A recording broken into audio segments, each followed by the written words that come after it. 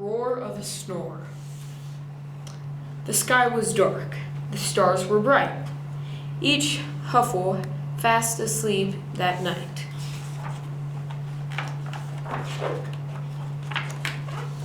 Except for Jack. His eyes opened wide. He tossed and turned. He groaned. He sighed. Jack heard a noise that rocked the floor. He heard a noise that shook the door. Jack heard a snore, a mighty snore, a clamorous snore, a thundering, ear-splitting roar of a snore. Old hound dog Blue was sound asleep. He woofed and snuffled at Jack's feet. "Wake up, old Blue, and stop that snore." Blue woke up, and the snore still roared. So Blue and Jack went searching. Across the hall slept Mama Juin. Her huffs and puffs made curlers spin. "Wake up, Mama Juin, and stop that snore." Mama Jin woke up. The snore still roared. So Blue and Jack and Mama Jin went searching. Sweet Baby Sue, one door down, her high-pitched snore made whistling sounds. "Wake up, Baby Sue, and stop that snore." Baby Sue woke up. The snore still roared. So Blue and Jack and Mama Jin and Baby Sue went searching.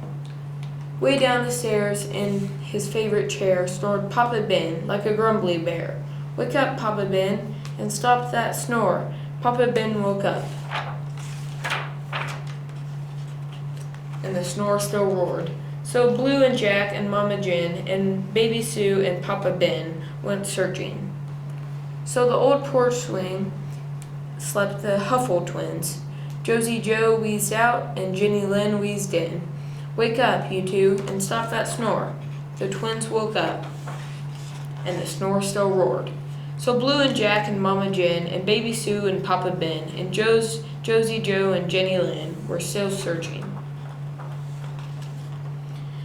They found the barn filled with snores, the sheep, the goat, the cow, and more. "Wake up, you critters, and stop those snores." The critters woke up. The snore still roared. So Blue and Jack and Mama Jin and Baby Sue and Papa Ben and Josie Joe and Jenny Lynn and the sheep and the goat and the cows and the hens went searching. Up to the loft the Huffles climbed to search together one more time. So they searched the hay with drowsy eyes, and then they found a snore surprise. One lost kitten in the hay, snoring all his cares away.